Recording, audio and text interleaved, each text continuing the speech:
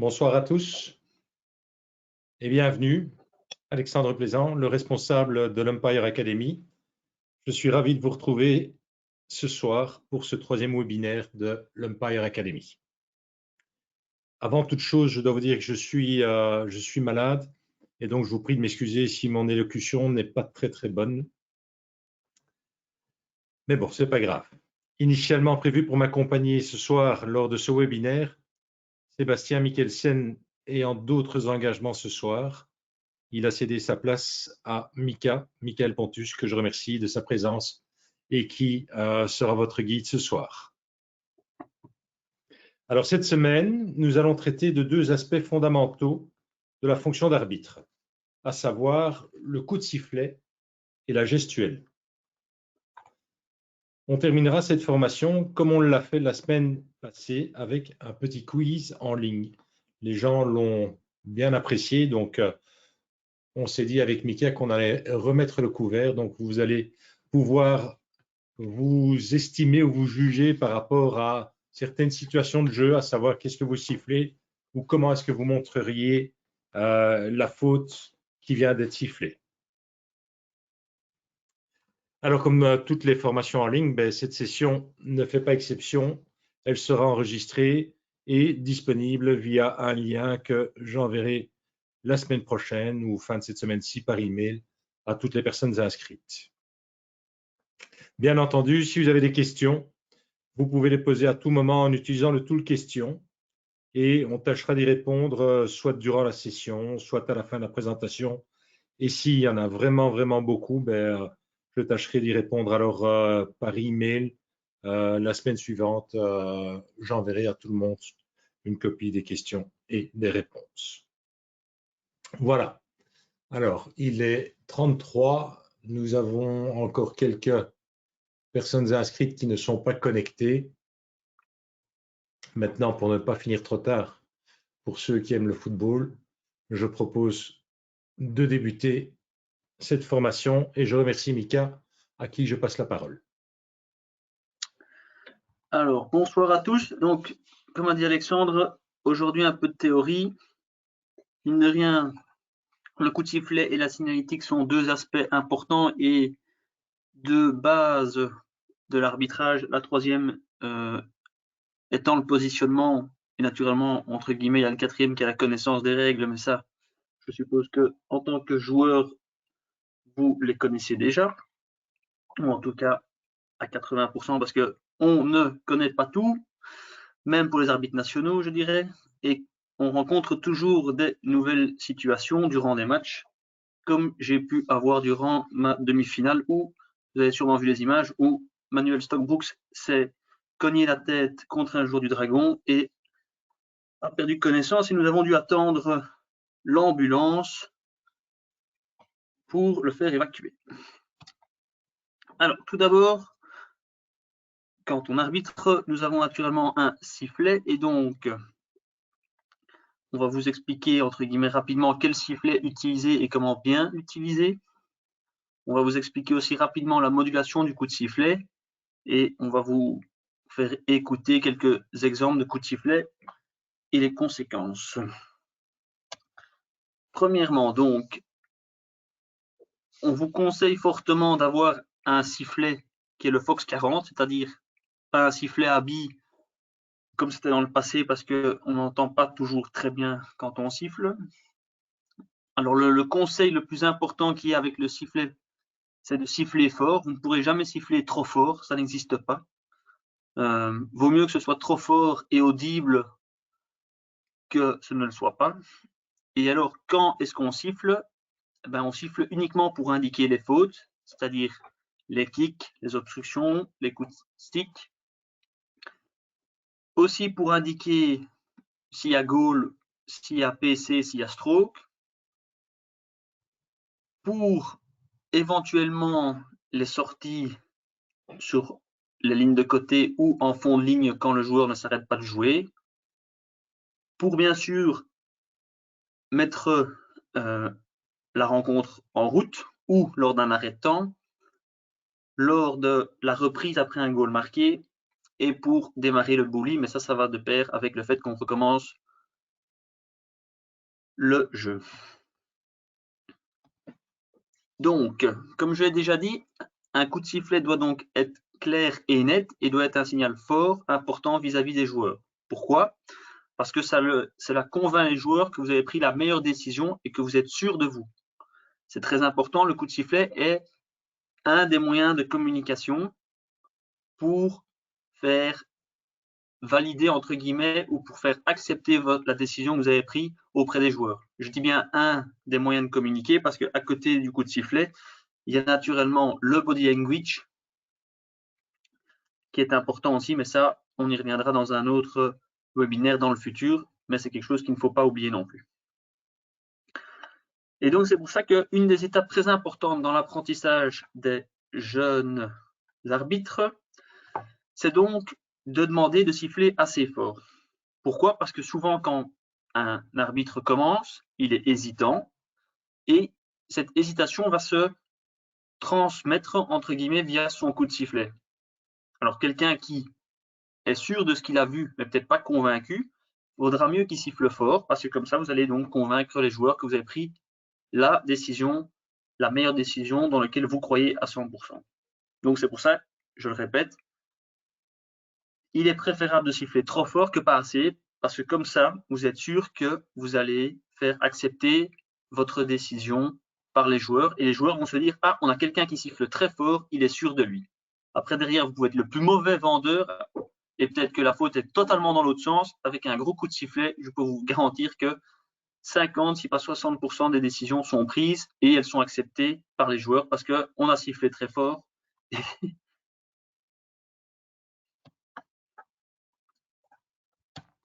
Alors, la modulation du coup de sifflet, ça c'est un point important aussi parce que de nouveau, ça permet une communication avec les joueurs. Alors, c'est un aspect qui est compliqué à maîtriser et compliqué aussi à faire comprendre aux gens. Pourquoi? Parce que quand on s'entend siffler, on a l'impression qu'on met de la modulation et parfois, ce n'est pas le cas. Le petit conseil que nous, on donne à nos arbitres nationaux, c'est de s'entraîner dans la salle de bain. Pourquoi? Parce que souvent, dans la salle de bain, ça résonne et on arrive à faire la distinction entre les grands et les petits coups de sifflet. Chose importante avec la modulation, c'est que comme c'est un moyen de communication, il ne faut pas non plus en faire trop ou trop peu. C'est pour ça que on vous demande de faire pour une petite faute un petit coup de sifflet et pour les grosses fautes un gros coup de sifflet. Naturellement, vous voyez, on parle de petit ou de gros, c'est-à-dire dans la longueur, pas dans pas dans le son. C'est-à-dire dans le son, on est toujours sur un fort coup de sifflet. Petite note importante, mieux vaut siffler tard et juste que faux et trop vite. Effectivement, il faut faire attention. Alors, la modulation du coup de sifflet. On va vous montrer et on va vous faire écouter différentes modulations du coup de sifflet. Le premier coup de sifflet, c'est « je siffle, mais je ne suis pas certain de ce que je siffle ».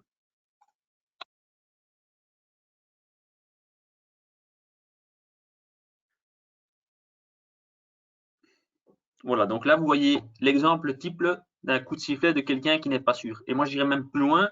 On a l'impression que la personne ne siffle pas dans son sifflet, elle souffle plus dedans. C'est juste souffler dedans, avoir une... Je donne la respiration que j'ai, je donne dans mon sifflet. On n'a pas l'impression que vous sifflez. Si on prend un autre exemple de modulation... Oui. Pardon. On n'a pas bien entendu. On a beaucoup de... Moi, je n'ai pas entendu le coup de sifflet. Je ne sais pas s'il y a moyen de mettre plus fort, peut-être. Si tu peux le remettre. Je vais le remettre. Merci.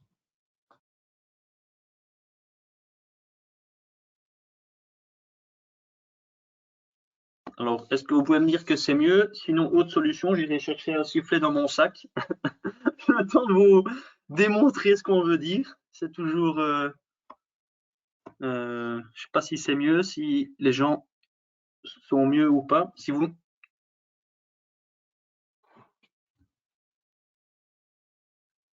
Il y a des gens qui lèvent la main, mais malheureusement... non, attendez, je vais aller chercher mon sifflet. Laissez-moi 30 secondes.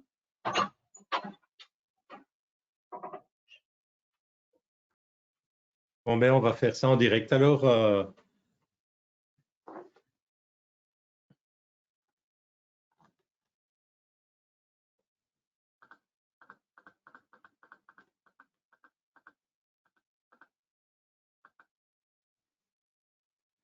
on nous a coupé le sifflet, effectivement.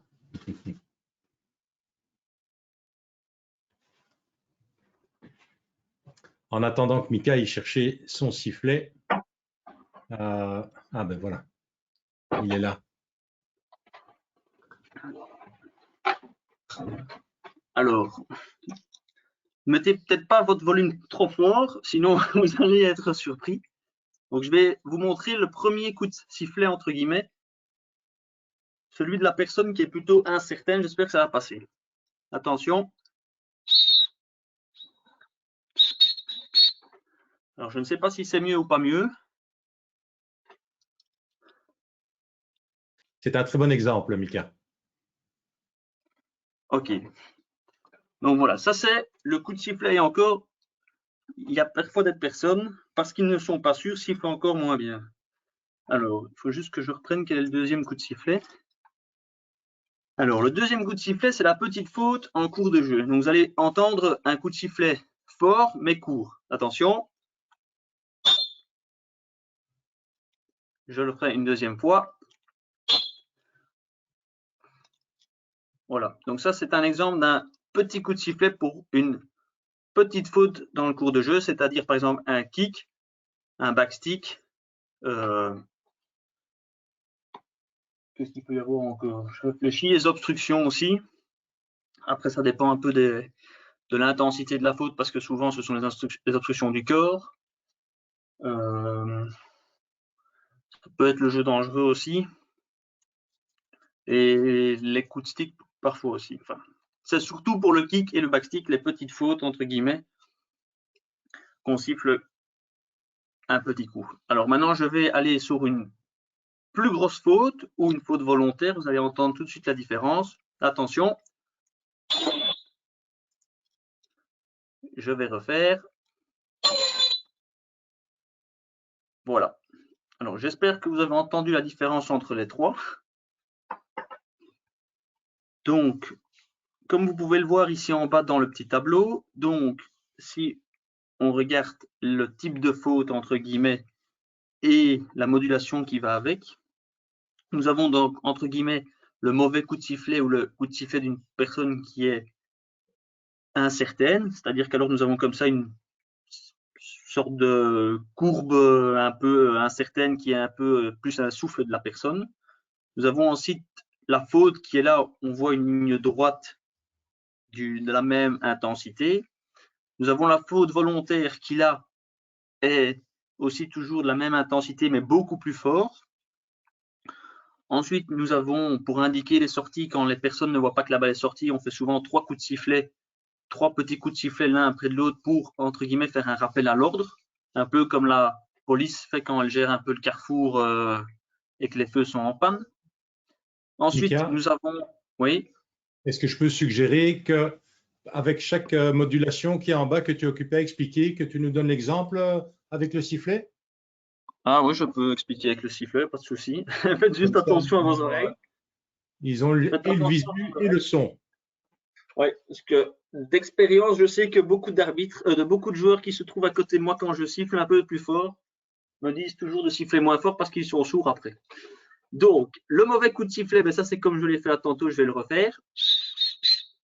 C'est comme ça, plus souffler dedans plutôt, et encore avec une petite modulation comme ça.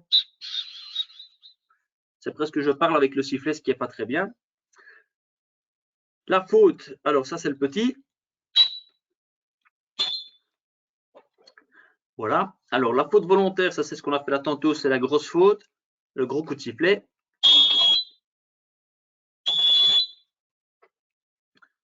Alors la sortie, ça c'est les 3 coups. Un peu le rappel à l'ordre pour attirer l'attention au joueur qui a la balle et qui n'a peut-être pas vu que la balle était sortie ou que vous avez jugé que la balle était sortie. Ensuite, il y a le goal, ben ça c'est un peu comme la faute volontaire parce que c'est un grand moment c'est un grand moment durant le match avec beaucoup de conséquences. Donc là, il faut être sûr, et en tout cas paraître sûr de ce qu'on siffle. Et ensuite, il y a la fin de match ou la fin de la mi-temps, où là, c'est 2 petits coups de sifflet plus un plus gros coup de sifflet. Voilà. Ça, c'est en termes de modulation, ce qu'on sait faire avec un sifflet. Après, en fonction de la manière dont vous soufflez plutôt dedans, ou de la manière dont vous tenez votre sifflet, il y a moyen de mettre plus de modulation ou moins de modulation.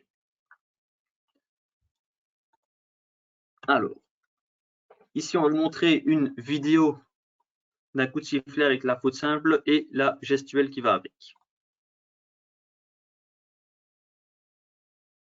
Donc ici, on voit donc un petit coup de sifflet pour une petite.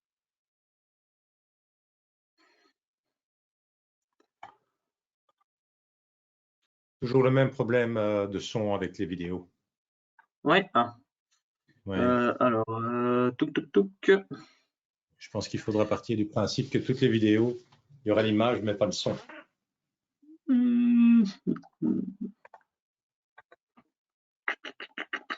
Si vous avez un petit instant que je regarde, on sait logiquement.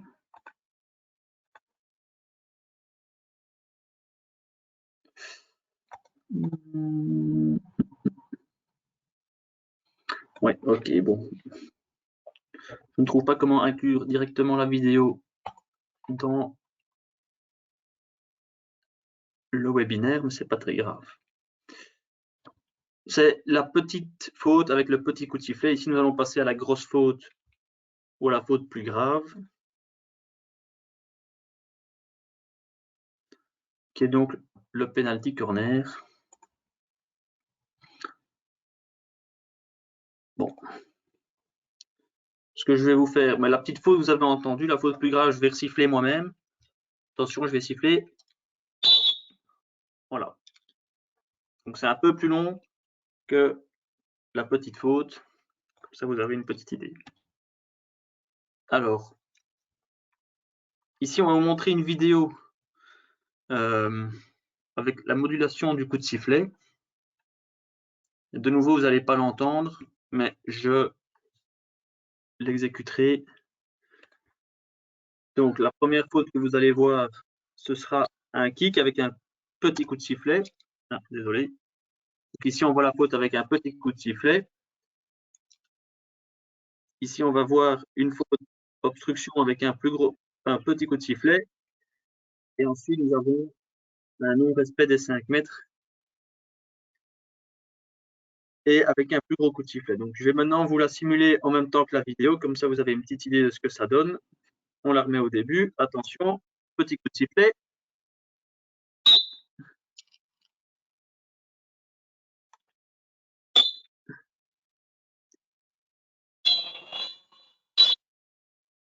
Voilà. J'espère que vous avez compris la différence de modulation qu'il y a par rapport à la petite faute et les fautes plus volontaires ou les plus grosses.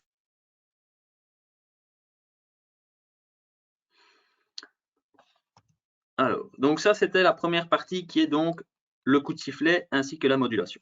Alors, le conseil que moi je vous donne de nouveau, quand vous débutez à arbitrer, n'hésitez pas à siffler trop long, trop fort, constamment.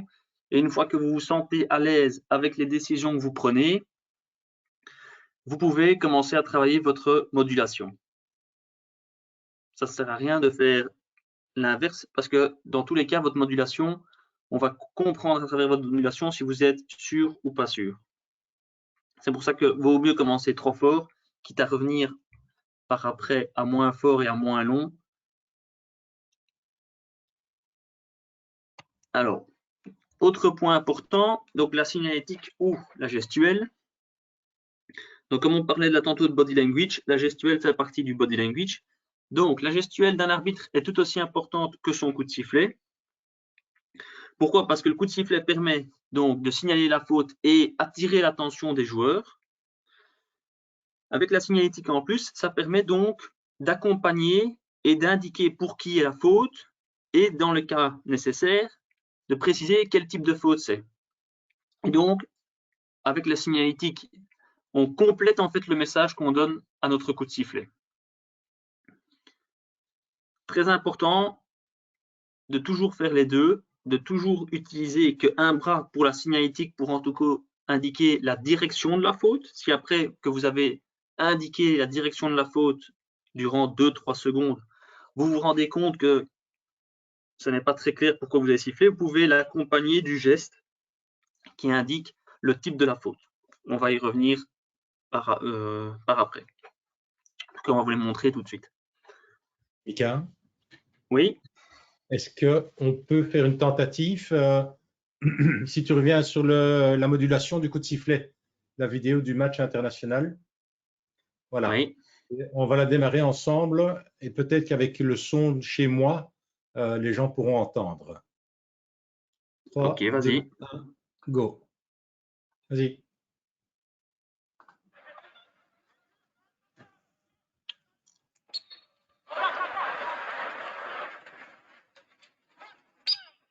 Yeah.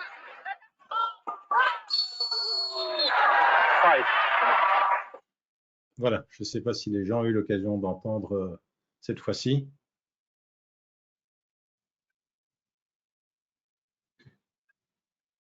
Dans le pire des cas, logiquement, j'avais sifflé au même moment la première fois, donc c'est un peu mieux nous dit-on, mais voilà. Enfin, le principe reste toujours le même. C'est 2 fois 2 petits, comme j'ai démontré là tantôt, plus un grand, long et fort après, parce que c'est une grosse faute par la suite.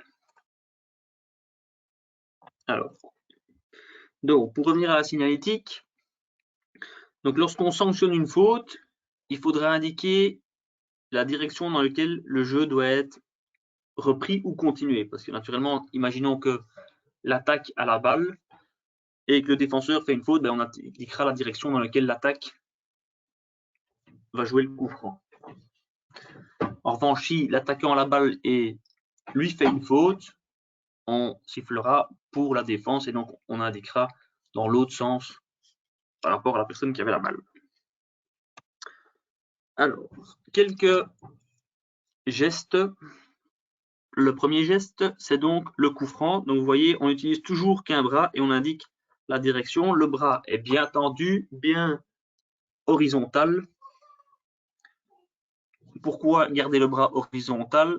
Parce que vous gardez une vue sur ce qui se passe sur le terrain. Très important, il est possible qu'après que vous ayez sifflé pour une faute, il y ait un coup qui soit perdu ou que le joueur qui a fait la faute fait une deuxième faute et ainsi de suite. Il faut toujours garder la vue sur le terrain et sur la balle ou en tout cas sur la phase pour voir ce qui se passe. Deuxième geste, le kick. Donc ça, c'est un geste qui est souvent fait en addition au premier geste pour indiquer le type de faute. Alors l'obstruction, alors attention, c'est une vidéo, mais il n'y a pas de son, c'est juste l'image. Donc dans l'obstruction, ce qu'on fait, c'est qu'on croise les bras ou on met les bras en croisement devant son torse.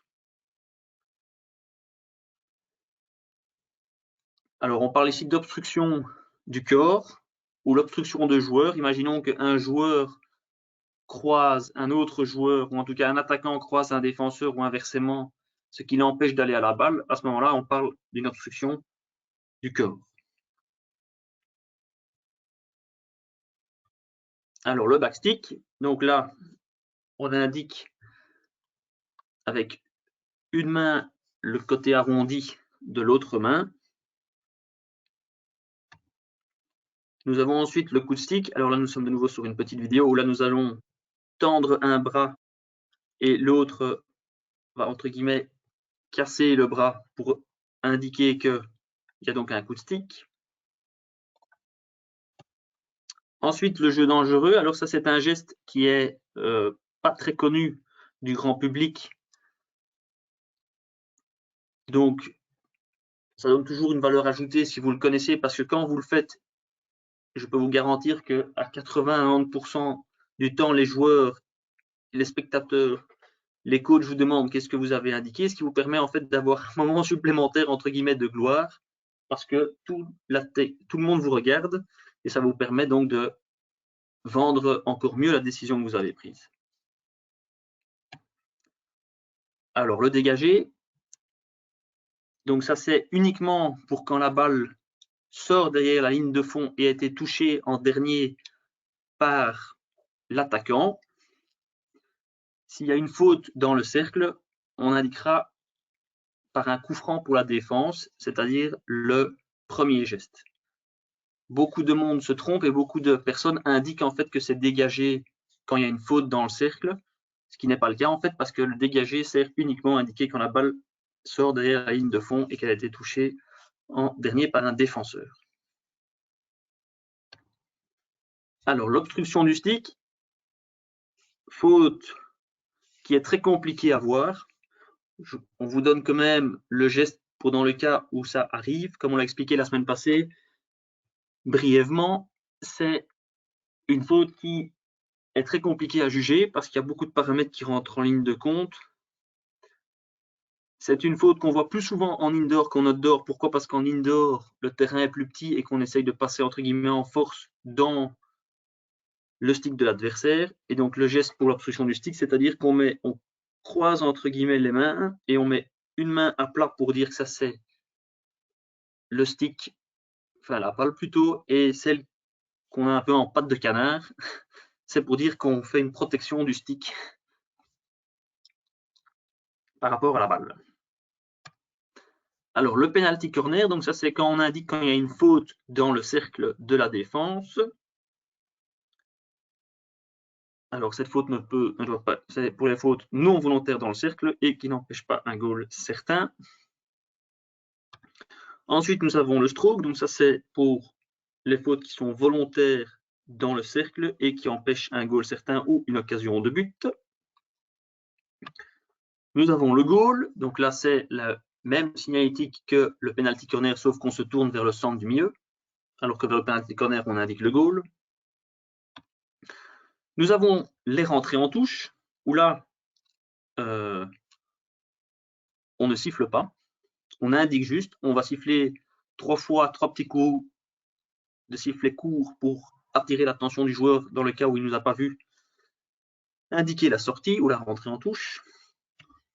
Nous avons le long corner. Alors le long corner, vous allez voir, on va indiquer le point de corner et puis on va indiquer à l'endroit où on souhaite que le corner soit joué. Très important, ça permet de nouveau au joueur qui va jouer le coup franc, ou le long corner plutôt, de savoir où vous vous attendez à ce que le coup franc soit joué, ou vous souhaitez que le coup franc a lieu. Enfin, pas le coup franc, le long corner, excusez-moi. Très important, de nouveau, si vous sentez que le joueur ne joue pas à l'endroit où elle doit être jouée, c'est-à-dire perpendiculaire par rapport où elle est sortie, n'hésitez pas à faire un petit rappel à l'ordre, de nouveau 3 petits coups de sifflet courts pour porter l'attention.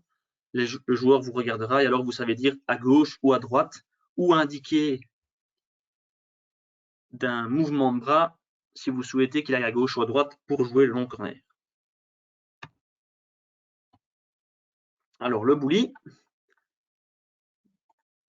Le bully, on utilise les 2 bras parallèles et on monte et on descend les bras. Alors geste qui est utilisé quand on arrête la rencontre sans raison particulière, sans qu'il y ait de faute. C'est-à-dire par exemple qu'il y a un chien qui monte sur le terrain ou que vous voyez qu'il y a un blessé et que la balle n'est pas sortie. À ce moment-là, il faut l'arrêter et qu'il n'y a pas eu de faute après, entre guillemets, la blessure. Si je reprends de nouveau le cas qui s'est passé lors des demi-finales à Aurier Dragon, où Manu Stockbrooks s'est blessé à la tête, ce qui s'est passé, c'est sur le contact, qui est un contact anodin d'un attaquant et d'un défenseur qui vont vers la balle. Manu a tapé la balle avec son stick et celle-ci s'est dirigée vers le cercle du dragon. Et malheureusement, le défenseur du dragon a raté son stopping et a pris la balle du pied. mon collègue qui est Didier Van den Ende a arrêté le temps directement comme on conseille et comme on oblige presque aux arbitres de le faire quand il y a une blessure à la tête pour pouvoir tout de suite s'occuper du blessé, ou en tout cas voir ce qui s'est passé.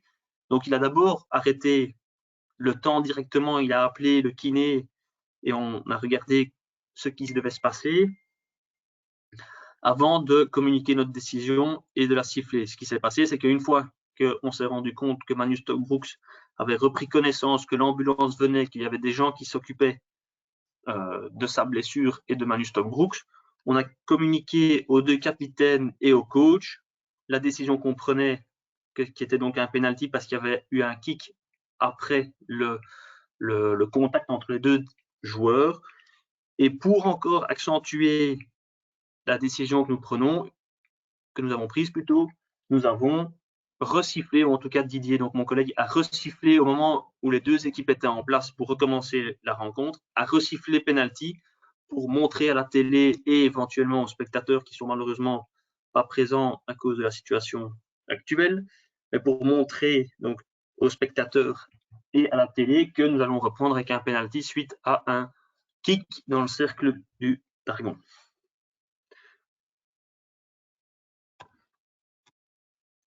Alors l'avantage, c'est le seul geste entre guillemets qui se fait au-dessus de la tête avec un angle de 45 degrés et où on indique, où on parle en même temps, on dit play. Alors pourquoi on fait les deux? Premièrement, on indique le geste pour tout le monde qui se trouve sur le terrain et autour du terrain, parce que quand on siffle, on ne siffle pas uniquement pour les joueurs ou pour son collègue, mais on siffle aussi pour les spectateurs et éventuellement, si vous avez la télé, pour les personnes qui regardent derrière l'écran. Mais on va aussi dire play ou jouer pour la personne qui a la balle, qui se rend compte qu'il y a peut-être eu une faute du défenseur ou en tout cas de l'adversaire, mais qui ne va pas vous regarder, qui va continuer à jouer. Il va donc entendre le play et il sait qu'il va pouvoir continuer à jouer. L'association des deux est très importante parce que ça vous permet de fluidifier le jeu et d'éviter des frustrations. Si le joueur qui subit une faute continue à garder la balle et que vous laissez l'avantage, mais qui ne le voit pas ou ne vous entend pas, il risque de s'arrêter de jouer et il va vous râler dessus. Alors vous allez lui dire oui, mais je laisse l'avantage. Vous avez totalement raison. Mais lui, il va quand même râler et vous allez devoir revoir peut-être éventuellement votre coup de sifflet parce qu'un défenseur va peut-être lui prendre la balle. Alors que si vous disiez play au moment où vous laissez l'avantage, il sait qu'il va pouvoir continuer. Et donc, il va continuer son action et son action pourrait amener à une occasion de but ou une quelconque occasion.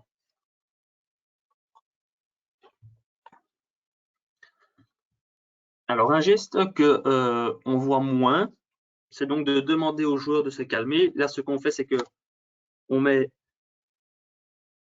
les mains plates à sa hauteur de son ventre et on fait un mouvement de monter et descendre, un geste d'apaisement pour demander aux joueurs donc de se calmer.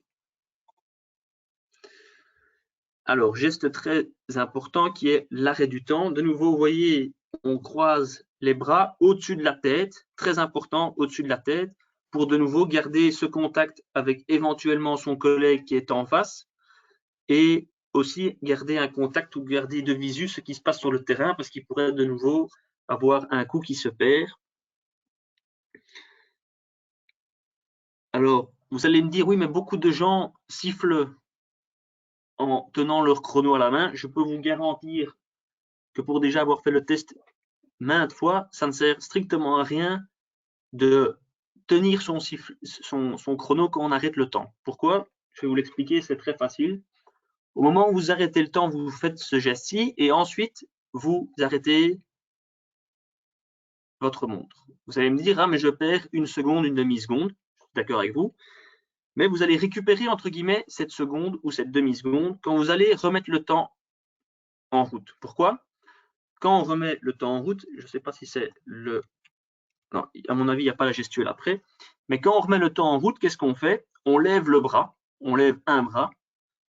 et on regarde son collègue pour voir s'il est prêt. Si son collègue lève le bras aussi, à ce moment-là, vous savez qu'il est prêt et vous allez siffler une fois pour démarrer le jeu. Et ensuite, vous allez mettre votre chrono en route. Et donc, la demi-seconde ou la seconde que vous avez perdue quand vous avez arrêté le temps, vous allez la regagner à ce moment-ci. Donc, le plus important, c'est vraiment de faire un arrêt du temps, comme vous voyez ici à l'image, pour que ce soit clair pour tout le monde, avec un coup de sifflet long et fort. Pourquoi? Parce que vous allez attirer l'attention vers vous et tout le monde va savoir que vous arrêtez le temps. Si vous arrêtez le temps avec un geste d'un bras plutôt, en tenant votre chrono à l'autre et vous essayez de siffler, je peux vous garantir que, en termes d'apparence, on va croire que vous n'êtes pas sûr, et deux, ce ne sera pas très clair. Et donc, votre collègue va peut-être l'entendre, le voir, sans être sûr que vous arrêtez le temps, et donc à ce moment-là, l'action pourrait se continuer, ça pourrait amener sur un goal, alors que vous souhaitez arrêter le temps, et entre guillemets, vous êtes dans les problèmes. Alors, geste pour demander au joueur d'être à 5 mètres. Donc là, on va siffler 3 fois et on va montrer 5 mètres avec un bras tendu, les doigts tendus, les 5 doigts tendus. Petite parenthèse pour ceux qui font l'indoor. En indoor, c'est 3 mètres et donc là, on indique 3 doigts. Je vous laisse le choix des 3 doigts. Chacun a sa manière d'indiquer 3 mètres. 5 mètres, malheureusement, c'est avec 5 doigts, ça vous n'avez pas le choix. C'est un bras et une main. Alors, pour indiquer à son collègue qu'il reste 2 minutes de temps de jeu, on va lever les 2 bras vers le haut et indiquer, entre guillemets, avec les 2 doigts, un doigt de chaque main, qu'il reste 2 minutes. Alors, c'est aussi une gestuelle que je vous conseille de faire quand vous indiquez penalty à votre collègue et qu'il vous regarde, comme on a expliqué la semaine passée. Chose importante, quand vous voulez montrer à votre collègue une faute dans son cercle, premièrement, il faut attirer son attention, être sûr qu'il a capté votre attention et uniquement à ce moment-là, indiquer. N'indiquez pas avant, sinon vous rentrez dans les problèmes de nouveau et c'est ce qu'on veut éviter en tant qu'arbitre. Voilà. Alors, je pense qu'on a parcouru tous les gestes. Je ne sais pas si Alexandre souhaite passer peut-être déjà des questions maintenant avant qu'on passe au quiz. J'ai répondu aux 2-3 questions qu'il y avait. Les gens écoutent religieusement, donc c'est très bien expliqué. Il y a très peu de questions. Magnifique. Alors, on va arrêter la présentation et on va passer au Kahoot. Donc là, au Kahoot, vous pouvez tous démarrer un navigateur Internet et aller surfer sur kahoot.it. Je vais vous donner dans un instant le code PIN.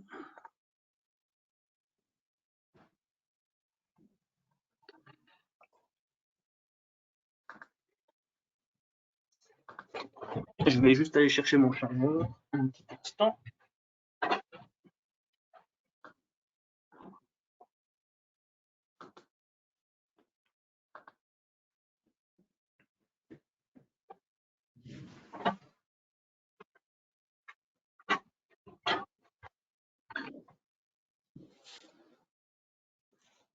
Alors, donc si vous êtes sur kahoot.it, vous pouvez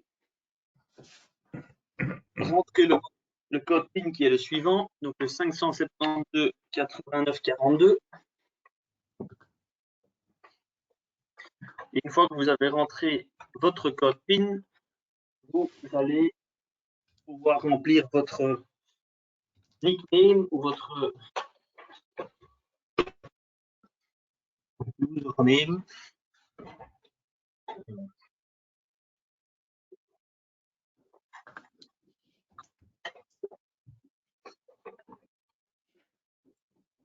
Alors, je vois qu'on est 52 et qu'on a 28 personnes qui sont présents, enfin qui sont déjà connectés, 31.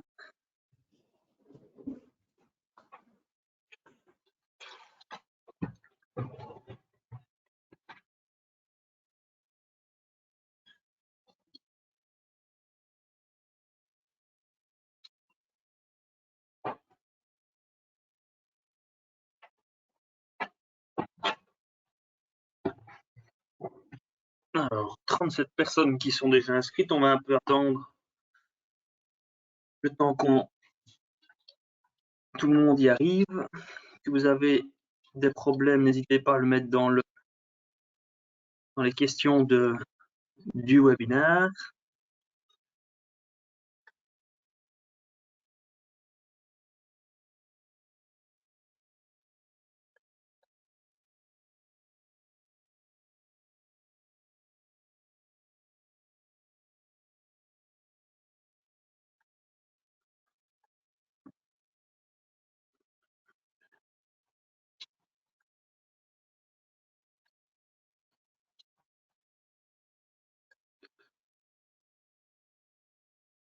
Alors, on est 45.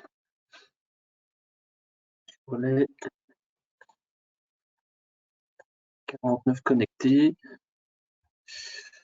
Bon, écoutez, on va commencer. Alors, juste pour un peu comprendre comment ça se passe, vous allez avoir une question comme la semaine passée qui va s'afficher à l'écran. Vous avez 1 minute pour répondre à la question. Et alors, parfois, vous allez voir que les réponses ont du texte et parfois, les réponses ont des images de gestuelles. Entre-temps, on est 47. Donc, je vais démarrer le jeu. 48, 49, ben, je pense que tout le monde est là. Magnifique! Alors, amusez-vous bien. Donc, je lirai les questions. Attention. Alors, que montre l'arbitre? Donc, vous allez voir une image centrale.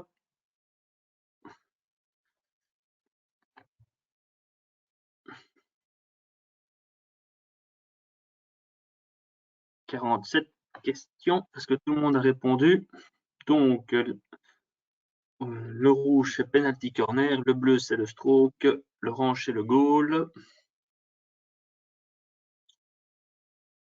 46 réponses. Je pense qu'on était 49, donc on attend encore les 3 derniers.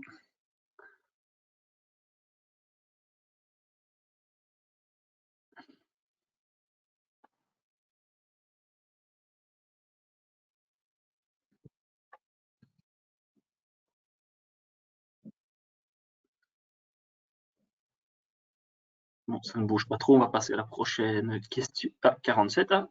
Juste attends. Encore 5 secondes pour les 2 retardataires. Quand même aller jusqu'au bout, ce sera plus simple. Voilà. Donc, c'était donc le penalty corner. Attention. Alors, au classement, c'est Squall qui a répondu le plus rapidement. Prochaine question. De nouveau, que montre l'arbitre?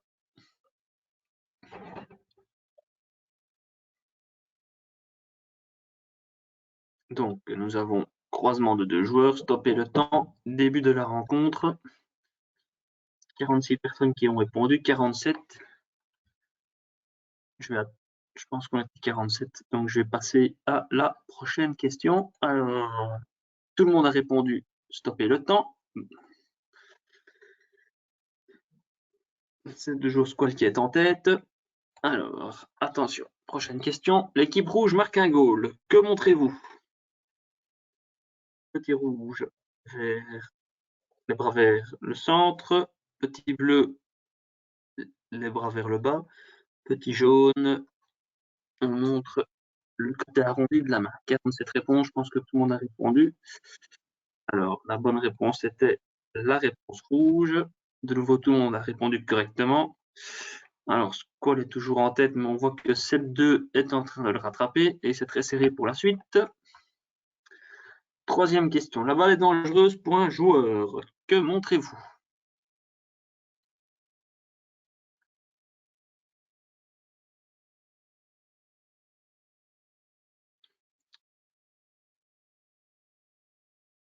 Alors, on attend la dernière réponse.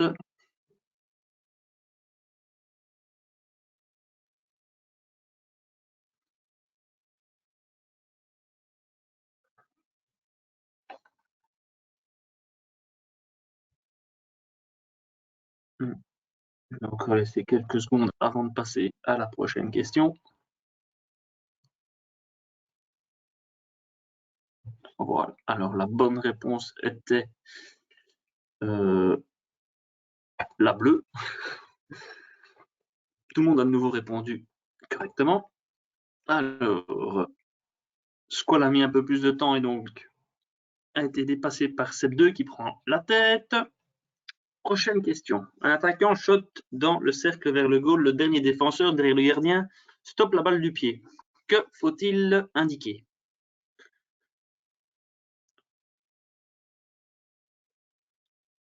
Donc nous avons le rouge qui est le penalty corner, le bleu qui est le stroke, l'orange qui est le goal. 45 réponses. Encore attendre un peu. Peut-être que la 46e va se manifester. Voilà, c'est chose faite. Je pense que le 47e n'est plus dans le jeu.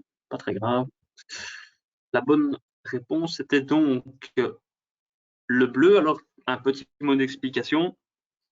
Donc ici, comme le dernier défenseur qui se trouve derrière le gardien stoppe la balle du pied, que ce soit volontaire ou pas volontaire, il empêche un goal certain. Et donc, il faut donc siffler stroke et indiquer donc stroke était la réponse bleue. Imaginons que ça arrive avec un défenseur qui se trouve devant un gardien, c'est-à-dire que donc sur la ligne de fond dans le goal, nous avons le gardien. Là devant, il y a donc un défenseur qui lui va arrêter la balle du pied. À ce moment-là, il fallait indiquer penalty avec la réponse rouge. Alors, Seb2 est toujours en tête. Prochaine question. Un défenseur hors cercle dévie la balle dangereusement vers un attaquant dans le cercle. Que montrez-vous?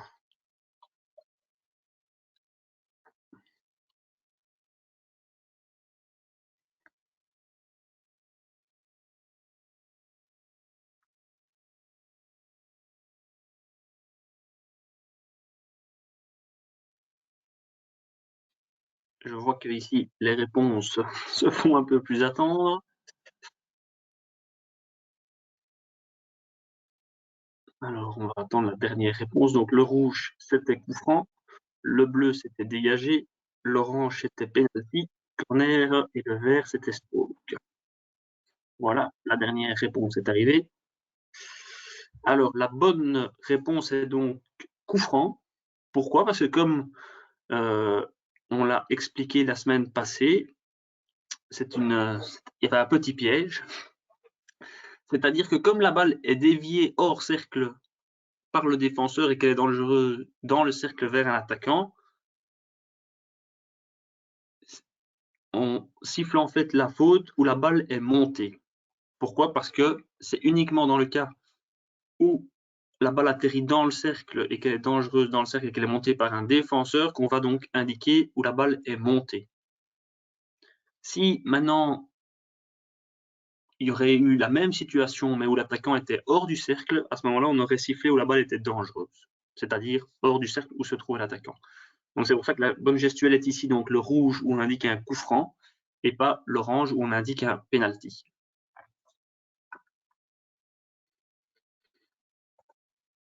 Alors il y a sûrement des répercussions au niveau du classement. Donc TOR est passé en tête. Septième question. Comment indique-t-on obstruction du corps?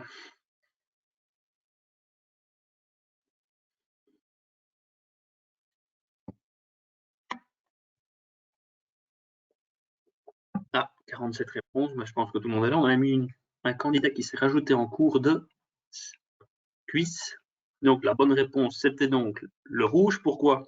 Parce qu'on indique donc un croisement des bras au niveau du torse que deux joueurs se sont croisés.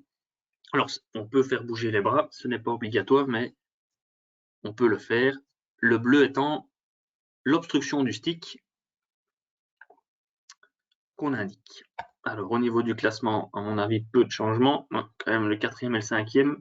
John rentre dans le top 4. Prochaine question. Dans le cercle, un attaquant centre, la balle est déviée dans le but par le stick d'un défenseur. Quelle est la bonne décision ou qu'est-ce que vous montrez?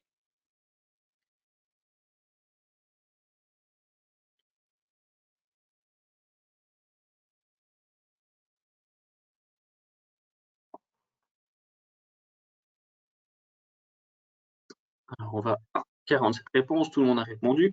Donc, la bonne réponse est donc goal. Pourquoi? Parce que l'attaquant est dans le cercle. Et donc, quoi qu'il arrive, si la balle avait été déviée par le stick ou le pied d'un défenseur, ou on va dire entre guillemets, ouais, on va se limiter au pied du défenseur et qu'elle rentre après dans le goal, la bonne décision est donc goal. Et pas penalty, parce que si elle touche le stick, ben, ça c'est légitime. Le défenseur peut jouer la balle du stick. Si elle touche le pied, malheureusement, c'est considéré comme faute, mais comme les conséquences de son pied, entre guillemets, terminent dans le goal, eh ben, c'est le goal qui prime. Alors, est-ce qu'il y a des changements au niveau du classement? Pas du tout. 9e question. 2 défenseurs interviennent pour stopper un attaquant qui a la balle. Un défenseur lui prend la balle, l'autre ne fait rien. Que faut-il siffler? Petit rouge, je laisse jouer. Le bleu, coup franc. Orange, obstruction du corps. Petit vert, obstruction du stick. 45 réponses. On attend encore les 2 retardataires. Les 2 qui hésitent.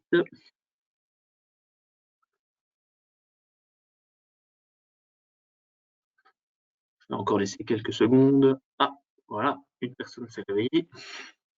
Il n'en manque plus qu'une. Okay.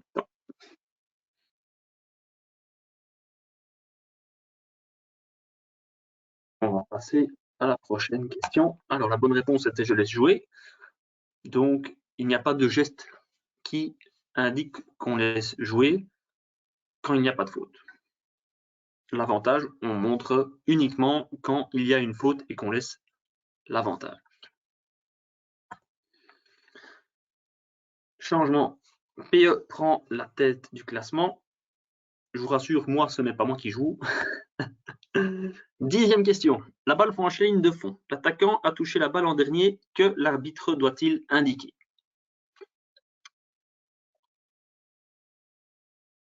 Alors, on répond rapidement.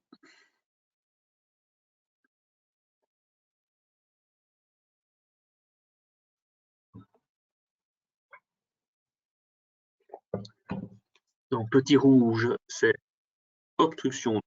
Non, c'est backstick, excusez-moi. Le petit bleu, c'est donc le dégagé. L'orange, c'est la touche. Et le vert, c'est le coup franc.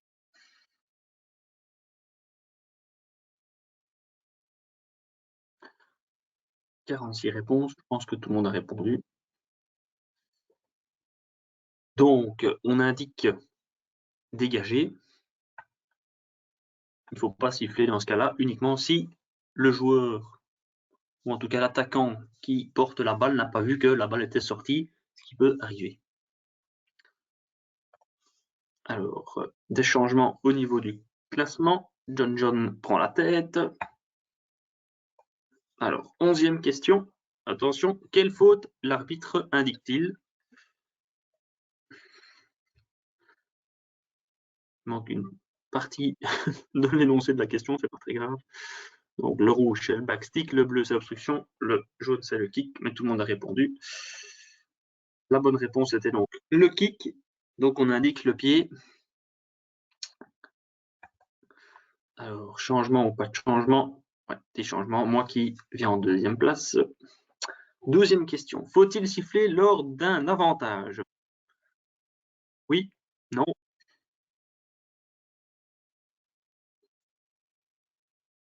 Tout le monde a répondu. Alors, la bonne réponse était non. On va uniquement siffler si on ne laisse pas avantage. Alors, de nouveau, petit conseil. Quand vous commencez à arbitrer, pour vous simplifier la vie, sifflez toutes les fautes. On ne pourra jamais vous en vouloir de tout siffler que de ne pas siffler et faire semblant de laisser l'avantage. Pourquoi? Parce que l'avantage en soi est une chose qui est très bien quand ça réussit. C'est une très belle règle au niveau du hockey. mais c'est une des règles les plus compliquées à interpréter, à lire, parce que il faut être sûr de, quand on laisse l'avantage, que le joueur qui a la balle va pouvoir y faire quelque chose avec, que ce soit gagner du terrain, faire une passe ou autre chose. Et quand on parle d'avantage, il faut surtout ne pas confondre avec la possession de balle, parce que ce n'est pas quelqu'un qui subit une faute qui garde la possession de balle que pour ça il a un avantage de garder la possession de balle. C'est pour ça que moi, personnellement, je conseille au début toutes les fautes. Pourquoi? Parce que, entre guillemets, ça clarifie le jeu aussi. Parce que quand vous sifflez une faute, tout le monde doit être à 5 mètres sur les coups francs et la balle doit être quasiment à l'arrêt dans les 23. Et entre les deux 23, on peut être un peu plus laxiste et où le joueur doit faire l'effort de bloquer la balle et jouer à proximité de où le coup franc devait avoir lieu sans en tirer un avantage en éliminant par exemple des défenses. Alors, est-ce qu'il y a des changements au niveau du classement? Oui, PE qui redépasse moi. 13e question, que montre l'arbitre? Alors là, vous allez voir une vidéo qui va charger. Donc,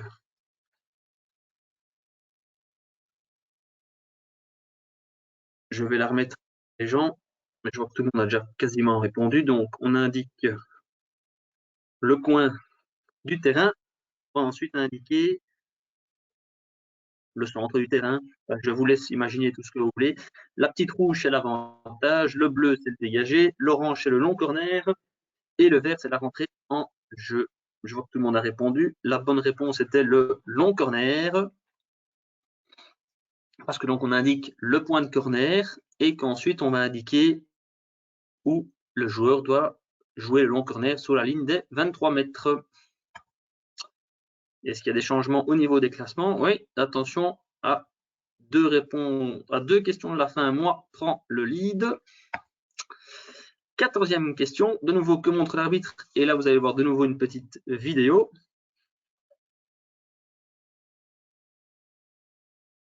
Alors, vous n'entendez pas, à mon avis, le son, mais la personne dit play. Donc, coup franc pour l'attaque, coup franc pour la défense, avantage. Alors, comme il y a quelqu'un qui a répondu avant que la vidéo démarre, à mon avis, il a essayé de jouer au poker et de deviner. Il avait une chance sur 3 d'avoir la bonne réponse.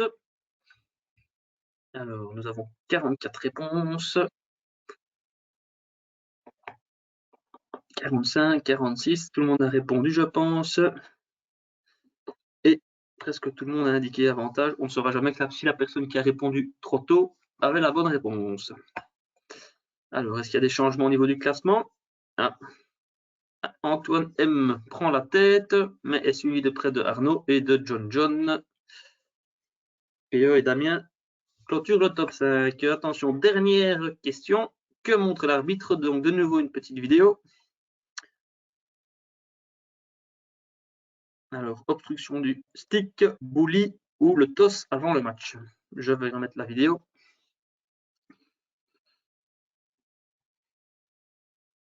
Tout le monde a répondu, en tout cas, au presque. On était 46. Il manque peut-être une personne qu'on va attendre. Voilà qui a répondu. Alors, attention, tout le monde a répondu le bully saut. Quelqu'un a fait le toss avant le match. Et alors, nous allons voir le podium. Attention, en 3e place, nous avons donc PE. En 2e place, nous avons donc Arnaud. Et en 1re place, nous avons, attention, Antoine M, qui gagne donc le quiz, avec à la 4e place John et à la 5e place Damien. Voilà, alors je vais vous demander votre feedback. Je pense que normalement maintenant, vous savez le voir pour avoir une petite idée de si vous avez appris quelque chose, si vous le recommandez, mais ça je pense que oui.